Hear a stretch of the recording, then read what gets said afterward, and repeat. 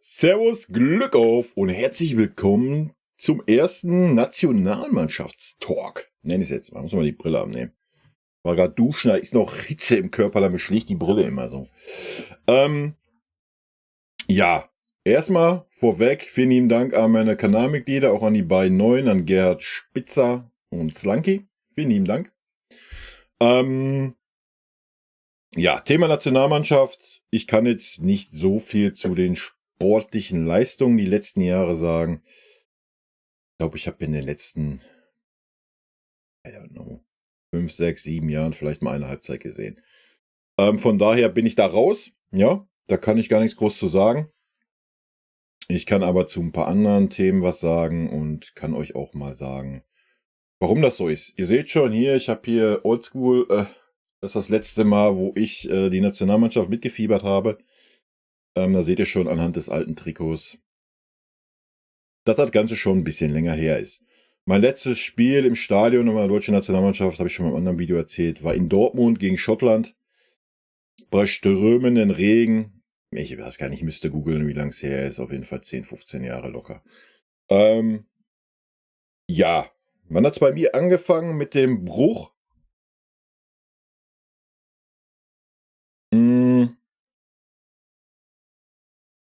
Angefangen hat es mit dem Bruch eigentlich gar nicht aus sportlichen Gründen, sondern aus Verbandsgründen. Ja. Die Ticketpreise sind so absurd gestiegen. Die ganze Nationalmannschaft wird nur noch vermarktet. Hat damals schon angefangen für sämtlichen Scheiß. Ja, dass es einfach traurig ist. Ja. Und gerade die Ticketpreise war dann so das i-Tüpfelchen. Ich weiß nicht, wie es heute aussieht. Wie gesagt, ich bin davor nicht im Thema. Es war auf jeden Fall früher so, dass du für unter 50 € schon nicht mehr ins Stadion gehen konntest. Und das bei einer Nationalmannschaft. Ja, es ist dann so weit gekommen, dass man sich ein Nationalmannschaftsspiel angucken kann, wenn man ein etwas gut betuchter Mensch ist. Ja, du kannst ein Bundesligaspiel, zumindest bei uns beim FC Bayern, für 15 € angucken gehen. Ich denke mal, das wird bei anderen Clubs ähnlich sein. Aber eine deutsche Nationalmannschaft kannst du dir erst für 50 € plus angucken. Wie gesagt, ich habe keine Ahnung, wie es heute ist. Vielleicht ist es mittlerweile ein bisschen anders. Aber da muss man sich halt auch nicht wundern, dass man dann irgendwie keine ausverkauften Stadien mehr hat, dass keine Stimmung mehr da ist. Ja, und dass die Leute, die das dann zahlen, auch einen gewissen Anspruch haben, was sie sehen wollen. Ja, Punkt. Wenn ich 50 € ausgebe, möchte ich auch ein vernünftiges Fußballspiel sehen und möchte Fußballspieler auf dem Feld sehen, die sich den Arsch aufreißen, die alles geben, die stolz sind, für ihr Land spielen zu dürfen. Damit kommen wir zu dem sportlichen Geschehen, warum für mich die Nationalmannschaft einfach keine Rolle mehr gespielt hat. Ich habe immer super gerne die Nationalmannschaft geguckt. Dabei geht es auch nicht um den sportlichen Erfolg oder Nicht-Erfolg, der da ist. Ja, das spielt wie beim FC Bayern halt eigentlich auch nur eine untergeordnete Rolle. Aber bei der deutschen Nationalmannschaft hast du schon viel, viel eher das gehabt, was wir jetzt so ein bisschen beim FC Bayern auch haben. Und zwar, dass man nicht mehr das Gefühl hatte, dass die Spieler brennen, dass die Spieler heiß sind, dass die Spieler stolz sind, dass die Spieler sich den Arsch aufreißen, für ihr Land spielen zu dürfen. Das fing schon unter Jogi Löw an, ja, schon weit unter Jogi Löw. Jogi Löw war viel, viel zu lange im Amt, den hat man viel zu lange mit durchgeschlört. Oliver Bierhoff, völlig Fehlbesetzung im DFB. Die einzelnen DFB-Präsidenten, denke ich, brauchen wir gar nicht durchgehen. Das ganze Problem, was wir jetzt haben im deutschen Fußball, ist wie so oft, der Fisch fängt am Kopf an zu stinken. Ja? Und genau so ist es. Jeder DFB-Präsident hat kein Rückgrat, der bisher da war, an den ich mich erinnern kann die letzten Jahre. Entweder ist er aufgefallen durch Bestechung, durch Rumgeeier. Da ist keiner, der mal klare Kante zeigt, der sich mal für irgendwelche Werte einsetzt. Wir sind immer noch der größte Fußballverband der Welt. Ganz kurzer Abschweif. Thema Katar. was auch Auswirkungen gehabt haben wird auf die Nationalmannschaft, komme ich gleich nochmal zu. Was haben wir da für ein Bild abgegeben? Ja, als der größte Fußballverband der Welt. Wir haben uns verkauft. Punkt. Ohne da jetzt ins Detail gehen zu wollen, ohne da wieder die Diskussion aufzufahren, warum, wieso, weshalb. Spätestens da hat die Nationalmannschaft bzw. der Verband mich komplett verloren. Hat er vorher schon durch viele Aktionen. Aber spätestens da, dass man nicht mal die Eier hatte, mit irgendeiner farbigen Binde aufzulaufen oder irgendein anderes Zeichen zu setzen. Traurig, beschämend. Und ja, da muss man sich nicht wundern, dass man jetzt die Probleme hat, die man hat in der deutschen Nationalmannschaft. Gut. Wo sehe ich die Probleme? Wie gesagt, sportliche Leistung von einzelnen Spielern kann ich nicht beurteilen. Problem Nummer 1, Jogi Löw war viel zu lange im Amt. Jogi Löw war ein super Trainer, hat eine super Mannschaft aufgebaut, hat auch den Mega-Erfolg gehabt. Danach hätte man Jogi Löw entfernen müssen. Oliver Bierhoff, komplett unkompetenter Mann meines Erachtens nach, wurde viele Jahre durchgezogen. Wir sehen, was er aufgebaut hat. Der Nachwuchs ist am Boden in der deutschen Nationalmannschaft. Generell in Deutschland der Nachwuchs. Dann holt man natürlich den Six-Trubel-Trainer Hansi Flick, der ja alles ist, außer ein Trainer. Ja, Hansi Flick war jahrelang Co-Trainer unter Jogi Löw und in anderen Positionen im Fußball tätig. Er war nie Cheftrainer, er ist auch kein Cheftrainer. Er ist derart Typ, Kumpeltyp, ist nah an der Mannschaft, kann die richtigen Spieler pudern, kann die richtigen Spieler bei Laune halten, ja. Das ist, was er bei uns getan hat, deswegen hat er den Erfolg gehabt. Ich möchte den Erfolg nicht absprechen, der Erfolg war mega, ja. Er hat es gut gemacht bei uns. Fairerweise muss man sagen, dass bei uns eine Mannschaft intakt war. Ja, die Mannschaft wurde auch nicht von Hansi Flick geführt, die Mannschaft wurde von den 4, 5 Spielern geführt, die unsere Mannschaft nun mal führen. Und Hansi Flick war gut darin, das Ganze zu moderieren. Ja, die Spieler bei Laune zu halten, die Spieler die Unterstützung zu geben, die sie brauchen. Sorry für das Donner und so, ich hoffe, das kommt nicht so rüber. Das ist, was Hansi Flick kann. Deswegen war er auch immer ein mega guter Co-Trainer. Ja, weil er immer nah an der Mannschaft war, konnte er die richtigen Spieler streichen und so weiter. Er ist aber kein Trainer, kein Cheftrainer, die irgendwelche neue Strategien, neue Taktiken, geschweige denn eine neue Mannschaft aufbaut. So, dasselbe, müsst ihr jetzt auch nicht denken, dass das Klugscheißerei ist. Guckt euch gerne mal mein Video an zu der ganzen Geschichte, wo Hansi Flick zur Nationalmannschaft geht. Da habe ich das schon gesagt. Hansi Flick ist kein Trainer, der das kann. Punkt. Er ist ein Trainer, nehmen wir mal einen Teil von Ottmar Hitzfeld, der das auch perfekt konnte, oder Jupp Heynckes. Ja, Jupp Heynckes noch ein bisschen mehr wie Ottmar, aber Ottmar konnte das auch ganz gut. Der halt die Führungsspieler streichelt, die pudert, gleichzeitig sie aber auch ein bisschen mit in die Verantwortung nimmt, ihnen aber auch einen gewissen Spielraum lässt, ja, dass sie eine Mannschaft führen können, und den Rest bei Laune hält im Kader. Das ist, was Hansi Flick kann. Nur der Unterschied zum Jupp Heynckes oder Ottmar Hitzfeld ist, dass sie auch das Trainerspezifische perfekt konnten. Ja, so, das kann Hansi Flick nicht in meinen Augen. Und das hat er jetzt bewiesen, denke ich. Kann ich also jetzt sagen, jo, habe ich doch recht gehabt damals. So, das ist das andere Problem.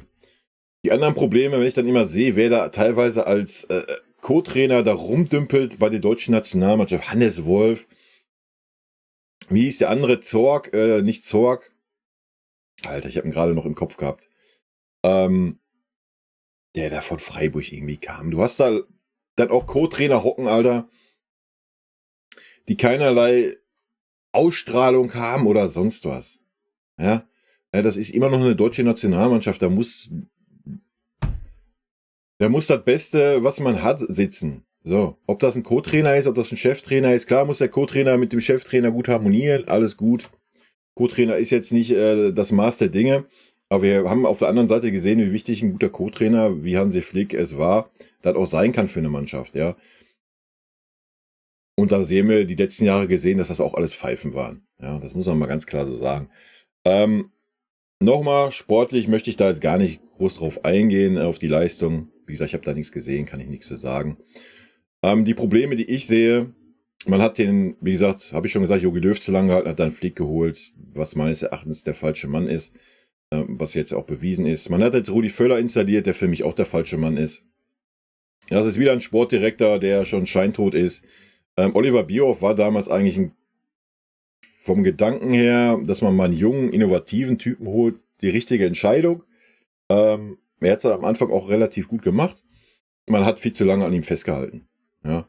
Der DFB fühlt sich an wie so ein eingestaubter Haufen. Ja. Wie so ein Relikt aus vor 30 Jahren. Keinerlei Innovation, keinerlei mal Vorreiter, Dinge. Nein, man guckt jetzt bei anderen Nationen, wie die ihre Jugendförderung machen und will sich da was abgucken, um es besser zu machen. What the fuck, Alter? Wir sind der größte Fußballverband der Welt und haben es nicht hingekriegt, in den letzten 20 Jahren mal ein Konzept auf die Beine zu stellen, dass wir mal Jugendspieler rausbringen, die was können. Jugendspieler, die Charakter haben. Nee, haben wir nicht hingekriegt. Ein Mehmet Scholl hat's, ich weiß es nicht, vor 3, 4, 5, 6 Jahren wurde er dafür zerrissen von sämtlichen Experten, wie er sich denn erlauben könnte, die Trainer zu kritisieren, die die Jugendarbeit machen.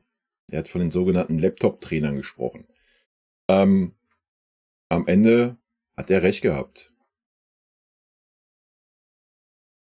Ich sitze jetzt hier, ich überlege gerade, fällt mir irgendwie die nächste Granate ein, der deutscher Jugendspieler ist. Gut, wie gesagt, ich bin ja nicht im Thema. Ist vielleicht der eine oder andere von euch besser im Thema. Schreibt es gerne mal in die Kommentare. Wir werden mit Sicherheit Talente haben. Keine Frage. Aber guckt euch mal an, was Nationen wie Frankreich oder die Niederlande, England, was da für eine Flut an jungen, hungrigen Spielern da ist. Ja, das siehst du bei uns nicht. Seit Jahren, seitdem ich die Nationalmannschaft nicht mehr gucke, selbst da hatten wir schon die Probleme auf den Außenverteidigerpositionen, dass da irgendwelche Innenverteidiger nach außen rücken mussten und so weiter und so fort. Die Probleme sind immer noch da. Immer noch. Wir haben immer noch keinen Stürmer. Nichts gegen Niklas Füllkrug, Torschützenkönig mit 16 Treffern in der letzten Saison, ist unser Nationalstürmer Nummer 1. Alter, fällt mir ein Ei aus der Hose. Fällt mir ein absolutes Ei aus der Hose. Wir waren immer eine Stürmernation. Klose, Völler, Riedle, du kannst es durchgehen.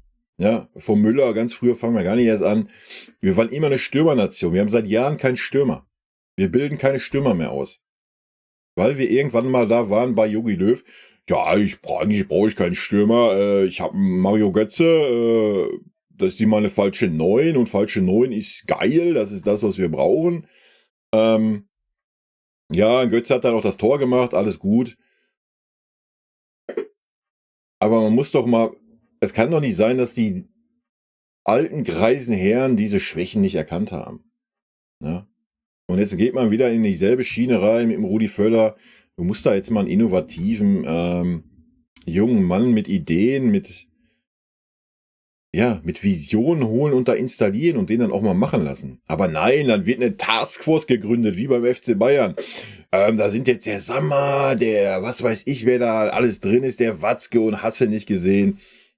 Wir gründen eine Taskforce für den DFB, was wir anders machen können. Das ist dieselbe Scheiße wie bei uns, Alter. 50.000 Köche verderben den Brei. So, da muss ein innovativer junger Mann hin. Der muss ja auch nicht jung sein, der kann ja auch reif sein, wenn er dafür innovativ ist und mit der Zeit gegangen ist im Fußballgeschäft. Der muss da hin und nicht so ein Rudi Völler, der einfach schon durch ist, gefühlt. Ja. Gefühlt macht der das da nur als Teilzeitjob irgendwie, ja, ich habe jetzt nichts Besseres mehr zu tun, ich bin kurz vor der Rente, ich mache jetzt hier noch einen Sportdirektor beim DFB. So, wollte mir erzählen, der ist jetzt der Mann, der da irgendwelche innovativen Dinge in der Jugendarbeit anstößt oder sonst was in der Vereinsarbeit, in der Verbandsarbeit. Fühle ich nicht, sage ich euch ganz ehrlich.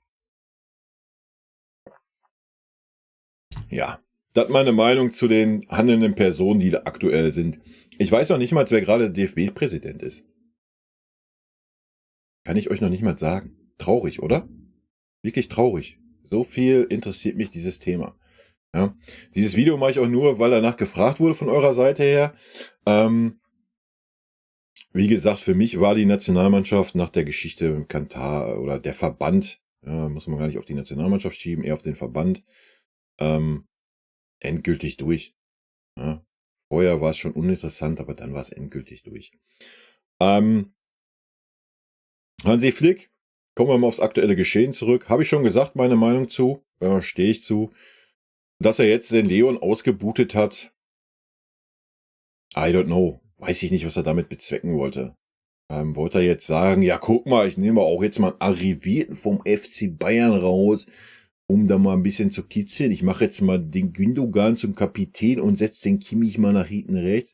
Aber der muss ja nicht hinten rechts sein, er hat ja alle Freiheiten, er darf machen, was er will. Ja, da siehst du schon, welche Art Trainer er ist.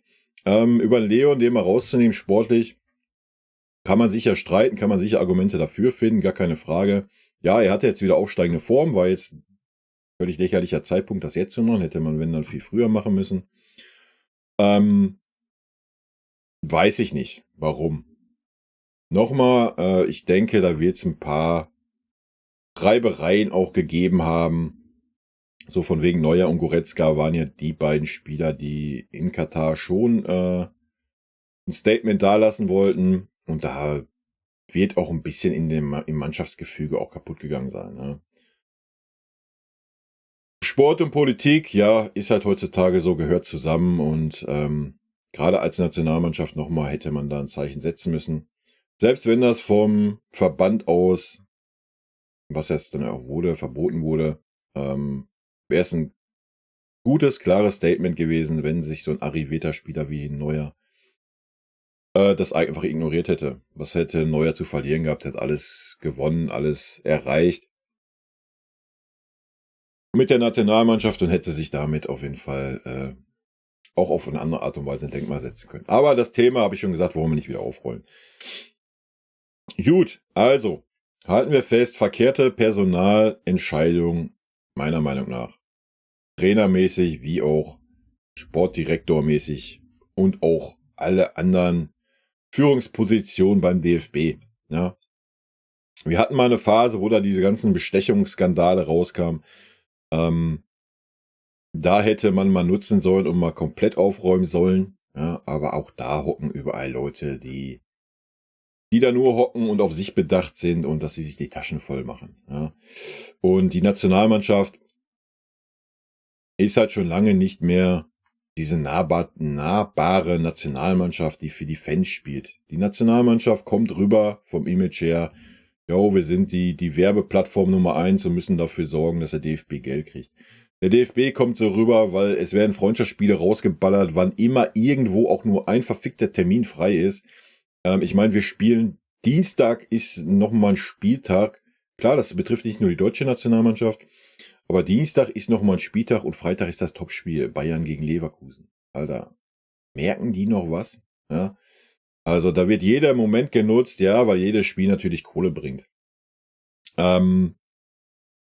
Des Weiteren verdienen die Spieler mittlerweile, wenn man so gehört hat, was da an Prämien gehandelt wird bei einer WM und so weiter, auch eine Menge Kohle.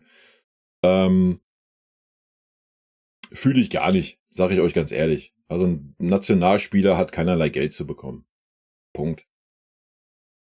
Für was? Er verdient sein Geld im Verein und es sollte eine Ehre sein, bei der Nationalmannschaft zu spielen und nicht der Anreiz zu sein. Ja, ich spiele aber, weil da könnte ich vielleicht 600.000 als Prämie abgrasen, wenn wir Weltmeister werden. Also wenn da ein Spieler ist, der Geldprämie braucht, um eine Motivation zu haben, Weltmeister zu werden, dann stimmt sowieso viel, viel mehr nicht. Ja? Also ganz wilde Geschichte. Anderes Thema oder weiteres Thema, wie gesagt, dadurch, dass die verkehrten Leute wie ein Jogi Löw, wie ein Hansi Flick, nochmal, Jogi Löw hat es gut gemacht, die ersten Jahre, war viel zu lange im Amt. Man hat den Umbruch verpasst, auch ähnlich wie beim FC Bayern. Ja? Liegt natürlich auch daran, dass viele Spieler vom FC Bayern in der Nationalmannschaft spielen, gar keine Frage. Aber was habe ich nicht gesehen, gelesen? Erstmal, was bei mir damals schon ein Grund war unter Jogi Löw, warum man gesagt hat, sprich mir nicht mehr an. Ich weiß nicht, Jogi Löw hat mal oder auch Hansi Flick, 50, 60 Spieler im einen Jahr durchgeballert. Why? Warum? Welcher Grund? Ich lade Spieler ein, die lade ich einmal ein. Einmal. Im besten Fall ist eine Woche Nationalmannschaft mit 3, 4, 5 Trainingseinheiten, 1, 2 Spiele. Die spielen dann irgendwie 10, 20 Minuten. Ja, ich habe sie mal eingeladen. Ja, ja, war ganz ordentlich, haben wir auf der erweiterten Liste. What the fuck? Für was? I don't know. Diese ganze Durchwürfeln, halbgare Scheiße, die man da abgezogen hat, anstatt zu sagen, hier, pass mal auf, jetzt, bumm, bam. So, wir sind Weltmeister, du, ihr habt alles erreicht, ihr seid schon alt genug. Konzentriert euch mal auf den Verein. Zu der Zeit hatten wir noch eine gute U21. Da werden wir jetzt mal die nächste Generation ranführen. Ja, man lässt 1, 2, 3 Säulen da, gar keine Frage, die das irgendwie übergangsweise 1, 2 Jahre mit begleiten. Aber auch denen kommuniziert man klar, so, das ist jetzt deine Aufgabe, du hast hier die anderen ranzuführen, in die Verantwortung zu nehmen. Und dann kannst du mit Wohlwollen, Philipp Lahm, beste Beispiel, hat es genau richtig gemacht. Ja, wo er seine Karriere beendet hat in der deutschen Nationalmannschaft. Genauso hätten das viele, viele andere machen müssen, beziehungsweise hätte man da auch von der Verbandsseite intervenieren müssen. Hat man nicht getan, hat man verpasst. Dann ist das Problem, ja, so, wir machen jetzt einen Umbruch. Hallo, wir machen jetzt einen Umbruch. Boateng, Hummels, Müller, wie sie alle hießen, ihr seid jetzt erstmal raus. So, wir wollen euch jetzt nicht mehr bei der Nationalmannschaft haben. 4 Wochen später, ach scheiße. Jetzt haben wir 2 Spiele gemacht, das lief echt so semi. Thomas, könntest du nicht nochmal? Und Mats, kannst du vielleicht auch nochmal? Komm, ihr seid wieder dabei. 2 Monate später, Trainerwechsel, sonst irgendwas. Nee, also wir machen jetzt einen Umbruch hier. Bam, bam, bam, sind wieder weg. 2 Monate später, ach scheiße. Die anderen, die bringen das einfach nicht. Thomas, kannst du nicht nochmal? Ja, aber du bist jetzt nur noch auf Abruf. So, dann fällt einer aus. Ach Thomas, komm, ich nominiere dich nochmal nach, wa? Kannst du nochmal mit reinhalten, den Lachs? Ja, nur Rumgeeier. Ähnlich auch wie beim FC Bayern. Du hast auch im DFB-Team oder im Verband hat keiner die Eier zu sagen, so, das war's jetzt mal mit der Generation. Ist ja alles gut und schön. Auch mit dem Hummels, was da für ein Trara war. Oh, der Hummels wird jetzt nicht mehr nominiert, aber er ist doch der beste Verteidiger bei Borussia Dortmund. Ja, dann tut's mir leid für Borussia Dortmund, dass Mats Hummels sei der beste Verteidiger ist. Mats Hummels, das Thema ist lange durch. So, genau wie es beim Thomas Müller lange durch ist. Ja, habe ich gerade gesagt, man kann sagen, jo, wir ziehen jetzt den Umbruch durch in der deutschen Nationalmannschaft. Wir nehmen Müller dabei als Type, der das übergangsweise noch ein bisschen mitbegleitet, sofern das mit ihm abgesprochen ist, er mit der Rolle klarkommt. Super, perfekt, aber doch nicht immer dieses Hin und Her und hin und ich mache einen Umbruch, ich ziehe einen Umbruch wieder zurück. Es gab ja auch keinen Übergang. Es gab keinen Übergang von den Säulen. Ja, das ist auch ähnlich wie beim FC Bayern. Normalerweise hast du eine Achse, wie man es so schön nennt. Idealfall Torwart, vielleicht noch ein Innenverteidiger, defensiver Mittelfeldspieler, im Idealfall noch ein offensiver Mittelfeldspieler und der Stürmer. So, diese Achse haben wir mal gehabt in der deutschen Nationalmannschaft. Da war die Achse sogar noch über den rechten Verteidiger mit dem Philipp Lahm. Das hat man nicht ersetzt. Da hat man sich nicht gekümmert, dass man sagt, wir bauen jetzt den und den Spieler als nächsten Führungsspieler auf. Wo? Wer ist das? Wie gesagt, ich habe lange nichts gesehen, deutsche Nationalmannschaft, aber allein typenmäßig, das wenn man ihm jetzt in die Kommentare schreibt, Joshua Kimmich ist der Oberanführer in der deutschen Nationalmannschaft, ja, dann müsste ich hier in Tränen und in Lachen ausbrechen. Kimmich ist ein guter Fußballer auf der richtigen Position, gar keine Frage.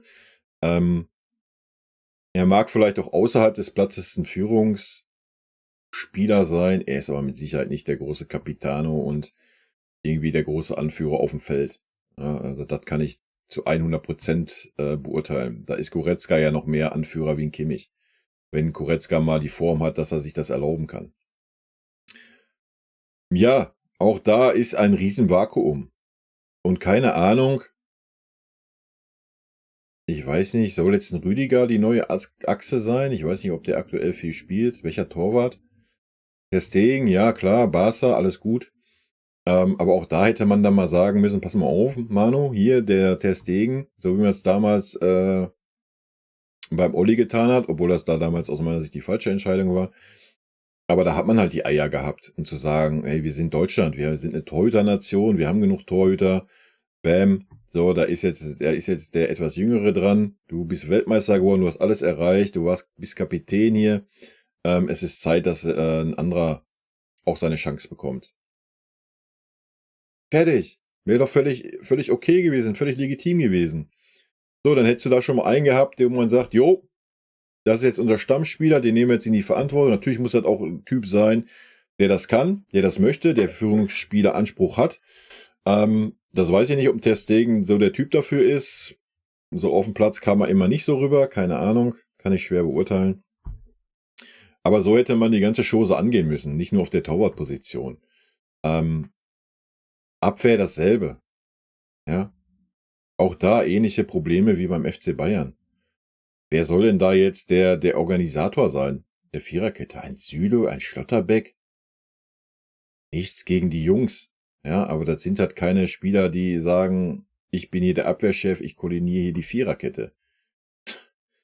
Jonathan Tah hat mal eine richtig starke Phase gehabt in Leverkusen, wo auch in der Nationalmannschaft war, wo aber einfach nicht auf ihn gesetzt wurde.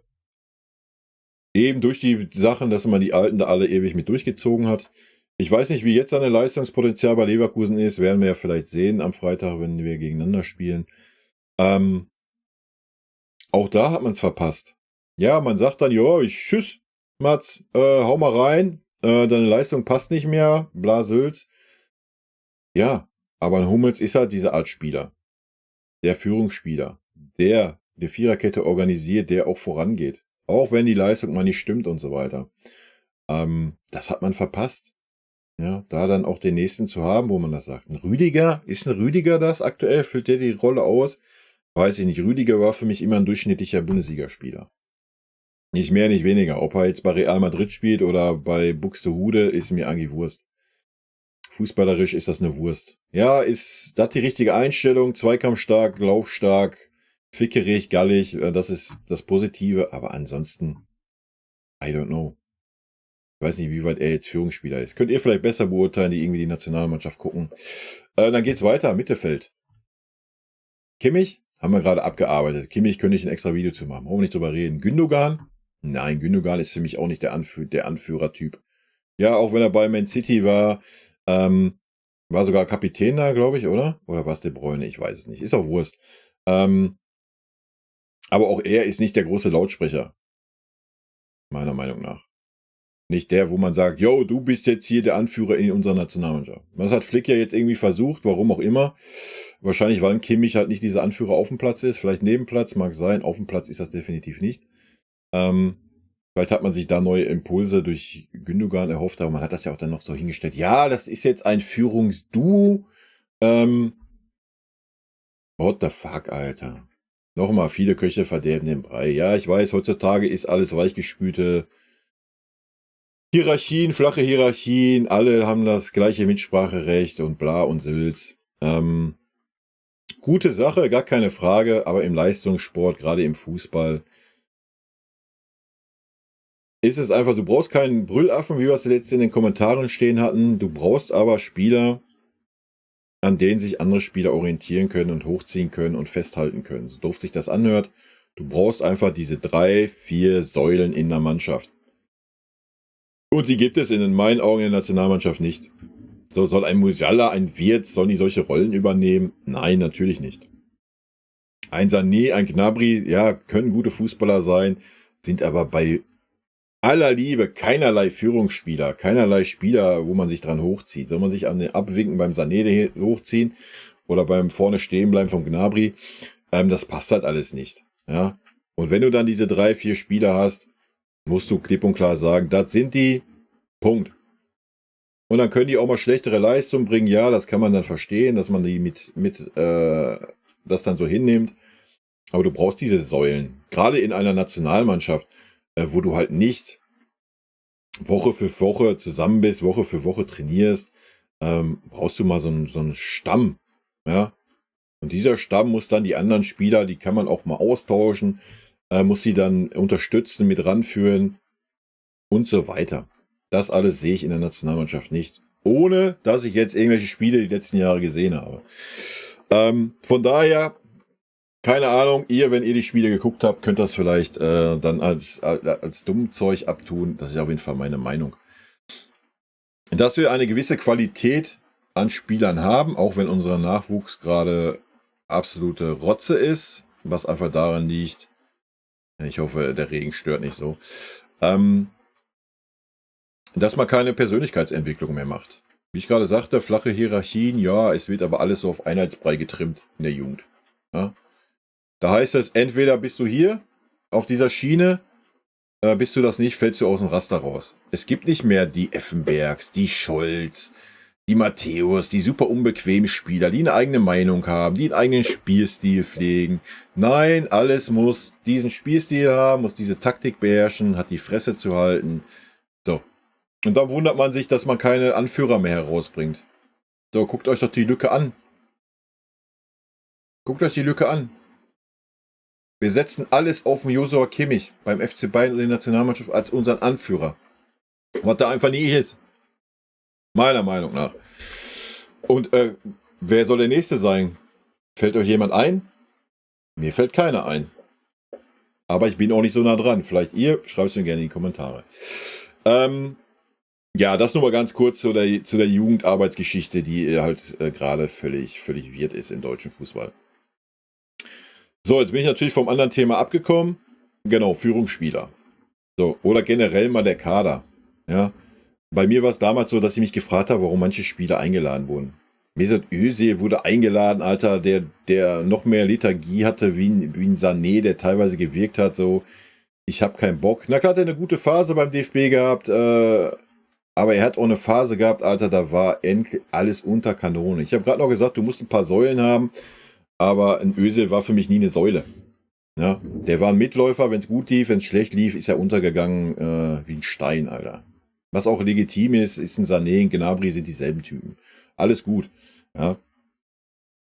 Aber da hat man sich teilweise gefragt, nicht nur bei ihm, bei vielen anderen, was suchen die noch in der deutschen Nationalmannschaft? Es hat alles nichts mehr mit Leistung zu tun gehabt. Auch da dasselbe Problem wie beim FC Bayern letzte Saison. Ja, du musst mal in die Nationalmannschaft knallhart mal wieder dieses Leistungsprinzip zurückbringen. Und da ist es auch egal, ob derjenige 30 ist, ob derjenige 22 ist. Wenn er es nicht auf den Platz bekommt in der Nationalmannschaft, ja, dann Hovido, Alter. So, in der Nationalmannschaft hast du so einen Spielerpool. Und nicht nur deine 20 wie im Verein.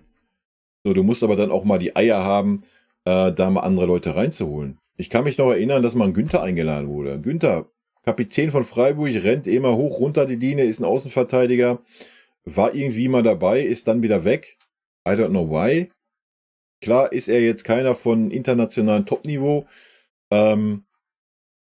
Ja, aber einer, der es feiert, der ackert, der lebt, wo man merkt, der will, ja, Nationalmannschaft, ist ja stolz drauf, reißt sich den Arsch auf. Alles das, was andere vielleicht nicht so ausstrahlen. So. Auch das Thema. Aber was willst du auch verlangen unter Hansi Flick? Ja. Aber es ist ja nicht so, dass man jetzt sagt, boah, wir sind jetzt am Boden, die deutsche Fußballnation ist am Boden, wir haben keine Spieler mehr. Guckt euch allein die Offensive an. Ja, nehmen wir mal die beiden Knaller dabei mit Sané, Gnabry. Du hast einen Musiala, du hast einen Wirtz, du hast einen Havertz, ja, der, glaube ich, in der Nationalmannschaft auch immer so semi performt. Das ist nur, was offensichtlich ist. Ja, du wirst ja noch viele, viele Talente dahinter haben, die auch ein bisschen was können. Adeyemi war auch mal dabei, dann wieder nicht. Du hast einen Mukoko, wo man keine Eier hatte zu sagen, das ist unser neuer Stürmer. Das jetzt zu sagen, geht nicht. Jetzt ist er bei Dortmund dritte Wahl. Ja, hätte man ihm irgendwie klar gesagt, so, du bist hier unser Nationalstürmer der Zukunft. Guck mal, dass du zum Verein kommst, wo du auch gefördert wirst, wo du Spielpraxis kriegst. Dann hättest du mal wieder einen Stürmer gehabt. So, aber die Eier hat man nicht. So, da hat man jetzt einen Niklas Füllkrug, der irgendwie, ja, 16 Tore in der Saison schießt, ist unser Nationalstürmer, Alter. Der in Bremen auch keinerlei internationalen Fußball gespielt hat. Ja, jetzt bei Dortmund wird es vielleicht anders werden. Gucken wir mal, wie viele Tore er bei Dortmund schießen wird. Alles solche Fehlentscheidungen meines Erachtens nach. Ja. Und nicht die Eier zu haben, auch wie bei uns, wie beim FC Bayern, den Etablierten mal zu sagen, nee, das reicht nicht, wir setzen jetzt auf die nächste Generation. So, und dass da ein Flick der verkehrte Mann für ist doch auch klar. Gut, das ist meine Meinung, abgesehen vom Sportlichen. Also wie gesagt, ich kann die sportlichen Leistungen der Spieler nicht beurteilen. Die Meinung, die ich mir da gebildet habe, kommt durch irgendwelchen Überschriften, die ich mal angerissen habe. Ich habe da auch nicht irgendwelche Artikel reingelesen oder sowas, weil es mich persönlich einfach nicht mehr interessiert, die deutsche Nationalmannschaft. Ja, je nachdem, wer da jetzt als Trainer kommt und ob der dann auch mal die Eier hat, da mal an den vorhandenen Strukturen zu sägen, bin ich gerne bereit, mich darauf nochmal einzulassen und mir da ein bisschen was anzugucken. Womit wir dann auch zum letzten Thema kommen. Aber da mache ich einen kurzen Cut und melde mich gleich. Ja, und damit kommen wir jetzt zu den eine Triaden möglichen Flick-Nachfolgern. Also Rudi Völler macht das jetzt ein Spiel. Da wollen wir hoffen, dass der Waldi Hartmann nicht noch wieder auf den Plan gerufen wird, wa? Ja, Rudi Völler steht danach nicht zur Verfügung, ist dann wieder Sportdirektor, habe ich schon meine Meinung zu gesagt. Die Namen, die da nun diskutiert werden, sind natürlich teilweise wild. Die Frage ist, wer will es überhaupt machen von denen? Ja. Matthias Sammer, ja, hätte ich mir schon irgendwo vorstellen können, will aber nicht mehr ins tägliche Geschäft, obwohl Bundestrainer jetzt nicht wirklich tägliches Geschäft ist. Weiß ich nicht. Er hat auf jeden Fall keine Lust, so wie man lesen kann. Wäre auf jeden Fall eine interessante Möglichkeit gewesen. Lothar dasselbe. Ich denke, Lothar wäre auch eine interessante Möglichkeit gewesen, wenn er sich drauf hätte eingelassen. Er ist aber lange raus, wie er selber gesagt hat, und hat eine andere Lebensplanung, so hat er es genannt. Ich denke, er ist schlau genug, um sich da nicht zu verbrennen. Ja, da könnte die Glaubwürdigkeit seines Expertendaseins schon sehr leiden, wenn er jetzt die Mannschaft übernimmt und da auch kläglich weiter in diese Kerbe geht. Wäre auf jeden Fall auch eine interessante Lösung gewesen, die ich persönlich gefeiert hätte. Wird ja sehr wahrscheinlich auch nicht passieren. Jürgen Klopp, der jedes Mal ein Thema ist, wenn das Thema aufkommt, bin ich mir auch nicht sicher, ob er als Bundestrainer funktionieren würde. Wäre auf jeden Fall eine Innovation. Ja, ich denke, er würde einiges ein bisschen anders machen. Und ist auf jeden Fall Motivator, der gerade bei so einem Turniergeschichte, denke ich, ist ja schon so der Richtige, er ist halt so der Motivator schlechthin.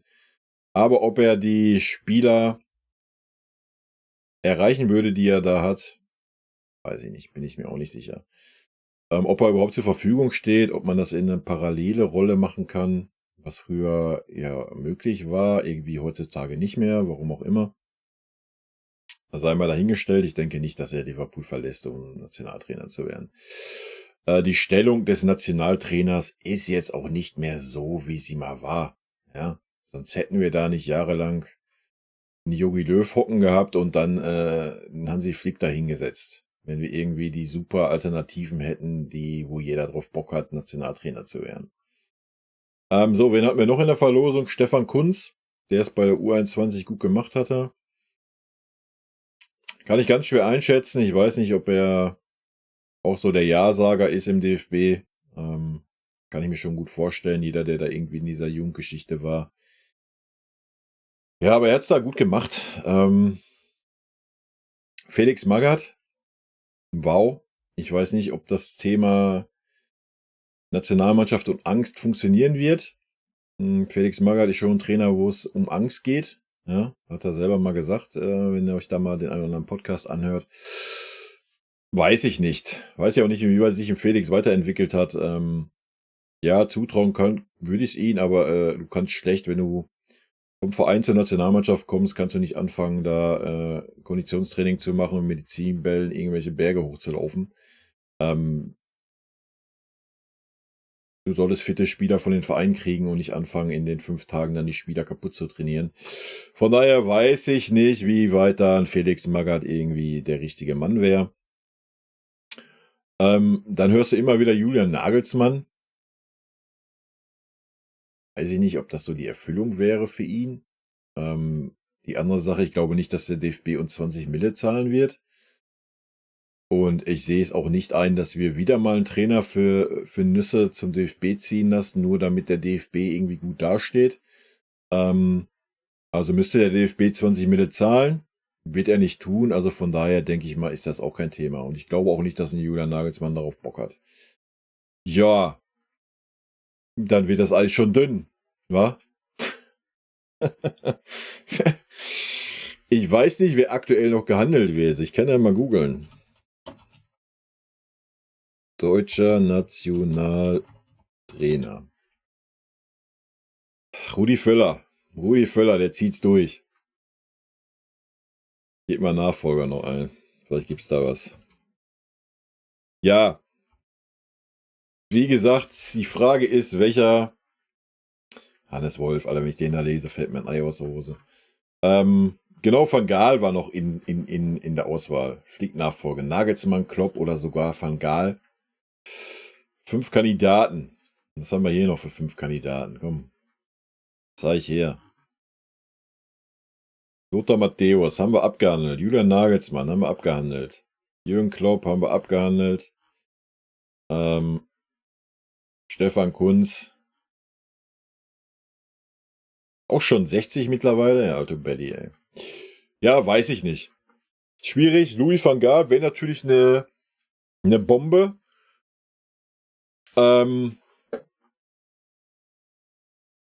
Ist eigentlich vom Typ her der richtige Mann. Ja, weil wir brauchen meiner Meinung nach, jetzt auch, deswegen hätte ich auch gesagt, ein Lothar wäre der richtige Mann. Wir brauchen meiner Meinung nach jetzt einen Typ, der unbequem ist. Ne? Der nicht die gleiche Scheiße, den gleichen Stiefel fährt. Der muss unbequem sein, der muss Forderungen stellen, der muss ein System haben. Das ist mein System. Ich habe so einen Pool aus Spielern, der ist so riesengroß in Deutschland. Und dann suche ich mir die Spieler für mein Spielsystem. Und nicht umgekehrt. Nicht, ach ja, hier habe ich ja den Kimmich, hier habe ich den Serge, hier habe ich den Gündi, dann habe ich hier den und den und den. Und dann gucke ich mal, wie ich die jetzt irgendwie, dass ich da jetzt ein Konzept zusammenbaue, um die irgendwie alle glücklich zu machen. So, das ist so das Problem, was wir die letzten Jahre gefühlt in der Nationalmannschaft hatten, meiner Meinung nach. Da kam kein Trainer, gesagt, bam, so, das ist meine Philosophie, so möchte ich spielen. Und ja, wir sind ein deutscher Fußballbund, wir haben genug Spieler, da suche ich mir jetzt die raus, die da reinpassen. So wie ich es vorhin gesagt habe. Dass du deine 3, 4 Säulen hast und alles andere drumherum kann man bauen. Ja, so. Guckt euch mal an, wie andere Nationen die Nachfolge geregelt haben. Guckt allein nach Frankreich, was da für Kanonen die letzten Jahre weggebrochen sind und wie das einfach gelöst wurde. Ja, das ist so das große, große Problem, was ich sehe. Und wenn du da jetzt wieder so ein 0815 ohne Profiltrainer da hinsetzt, dann wird dieselbe Scheiße sein. Ja? So, klar, so ein Kloppi, wenn du den da hinsetzt, andere Möglichkeit, was man noch liest, ist Sandro Wagner. Hat für mich dasselbe Problem wie Julian Nagelsmann. Wenn du die da hinsetzt, das sind wieder Trainer, die kein Standing haben gegenüber so ein Neuer, so ein Kimmich. So, die denken alle so, sie sind was Besseres. Du kannst so eine Trainer holen, ja. Und da musst du aber von vornherein sagen, Zack. Das ist der Trainer, was der sagt, ist Gesetz. Wenn er nur einen Spieler aufmuckt, musst du den direkt wegschicken. So, dann kannst du diese Trainer durchsetzen, gar keine Frage. Sandro Wagner, ja, hat natürlich in Unterhaching ein gutes Jahr gehabt, aber ich weiß gar nicht, ob er überhaupt schon die Lizenz hätte, das machen zu dürfen. Wäre natürlich eine Bombe auch, ja, wäre was Junges, Innovatives. Kann ich mir schwer vorstellen beim DFB, sage ich euch ganz ehrlich. Und wäre vielleicht auch schon ein bisschen früh für den Sandro, ja. Ja, und schwierig. Weil das ist auch das Problem, warum der Nagelsmann bei uns so ein bisschen gescheitert ist. Ja, weil mancher Spieler ihn einfach auch nicht für voll genommen hat. Aber der Vorteil ist, Julian Nagelsmann kann gut mit dem Kimmich, die sind so. Also wäre das Problem schon mal gelöst. I don't know. Schwierig, ne? Schwierig, da jetzt so den passenden Nachfolger zu finden. Also ich hätte jetzt auch nicht so die Bombenidee, wo ich sagen würde, yo, bam, hau den mal dahin, der ist es. Ja. Klar, so ein Christian Streich wäre vielleicht auch eine Alternative, der wird aus Freiburg niemals weggehen. Und irgendwie ist ja so eine Doppellösung verpönt in der heutigen Zeit. Wahrscheinlich muss ein Bundestrainer heute zu viel Werbetermine wahrnehmen, als dass das überhaupt möglich wäre. Keine Ahnung. Ja, schwierig. Ich könnte mir auch so Mehmet Scholl vorstellen, ja, auch wenn er den Männerbereich auch nie wirklich trainiert hat, auch nur die Jugend. Aber so vom Typ her einfach mal was Innovatives. Ja, einfach mal jemand, der alles umkrempelt. Anders wirst du aus dieser Lethargie auch nicht rauskommen, denke ich. Nochmal, wenn du da jetzt wieder so einen 0815-Typen hinsetzt. Ich weiß nicht, vielleicht tue ich den Kunst da Unrecht. Vielleicht wäre der Kunst der Mensch, der sagen würde, ja, ich mache das jetzt hier aber nach meinen Vorstellungen. Und wenn das so wäre, ja, do it. Warum nicht? Weiß ich nicht. Aber wenn du da jetzt wieder so einen aus dieser Riege da nimmst, das war halt auch schon das Problem von Jogi Löw und dann Hansi Flick da. Was soll das? Das eine und derselbe Einheitsbrei. Ja, ja, er war Co-Trainer, es lief schon scheiße, es lief immer beschissener und dann wieder zum Cheftrainer. Ja, mit einem Jahr Abstand, die er beim FC Bayern war, oder 2, wo er dann kein Co-Trainer war. Wow. So, was soll das ändern? Weißt du? Du brauchst jetzt einfach was Neues, was da einschlägt wie eine Bombe. So. Die Frage ist, wer möchte sich das antun? Und wer hat die Eier dazu? Und wer möchte auch den Kampf dann sehr wahrscheinlich auch gegen den Verband gehen? Ja? So. Schwierig. Also sehr, sehr schwierig. Möchte ich jetzt nicht in der Haut von Rudi Völler stecken. Wer weiß, vielleicht macht der Völler am Ende selber. I don't know. Aber nochmal, Völler wäre für mich nicht die richtige Lösung. Ist auch als Sportdirektor nicht die richtige Lösung. Aber vielleicht tue ich ihm da auch Unrecht. Vielleicht hat er Gedanken, Pläne, die er umsetzen möchte. Ich weiß es nicht. Es wäre wünschenswert, weil unsere aktuelle Jugendarbeit ist Rotze. Da müssen wir nicht drum rumreden. Und ja, nichtsdestotrotz haben wir genug Talente. Ja, wir müssen jetzt nicht irgendwie auch alles schwarz malen. Guckt allein bei uns im Verein mal durch. Ja gut, da ist jetzt nicht so viel Deutsches dabei. Mit dem Wanner einer, den man aber auch nicht gefördert hat. Gewitter. Aber du hast natürlich schon Talente da. Ja, die müssen nur gefördert werden. Und du wirst mit Sicherheit auch noch den einen oder anderen Überraschungsspieler irgendwo rumeiern haben. Erinnert euch an Mario Basler, der mit 26 in die Bundesliga kam, aus der 2. Liga und eingeschlagen ist wie eine Bombe. Ja, du musst jetzt einfach mal einen Trainer haben, der die Eier hat. Ja, und der auch mal dann sagt, so, pass mal auf, wir setzen jetzt hier alles auf Null. Ich guck mal, was ich hier zur Verfügung habe. Und wenn du hier, Kimmich, du willst hier der Anführer sein, alles klar, dann komm mal her. Dann machst du das mal 2 Spiele und wenn du das nicht hinkriegst, dann bist du erstmal wieder raus. So einen brauchst du jetzt mal. Und nicht wieder so einen eingefahrenen, der wieder auf dieselben Kackspieler setzt, die da jetzt rumdümpeln. Ja, das ist nämlich das große Problem. Guckt euch doch unseren Verein an, den FC Bayern. So. Warum haben wir denn nicht mehr oder warum verpflichten wir denn keine deutschen Nationalspieler mehr? Mal abgesehen von Wirtz, wo wir vielleicht noch dran sind. Das war's. Warum? Warum ist das so? Warum haben wir fast mehr Franzosen, aber jetzt sogar Holländer und so weiter und so fort in der Mannschaft? Warum? Weil es keine gibt. Weil es keine gibt. So, du hast ja noch nicht mal irgendwo jetzt einen jungen deutschen Torwart, wo du gesagt hättest, oh jo, den können wir jetzt aber verpflichten. Der wird die neue Nachfolge oder die Ter Stegen-Nachfolge einleiten.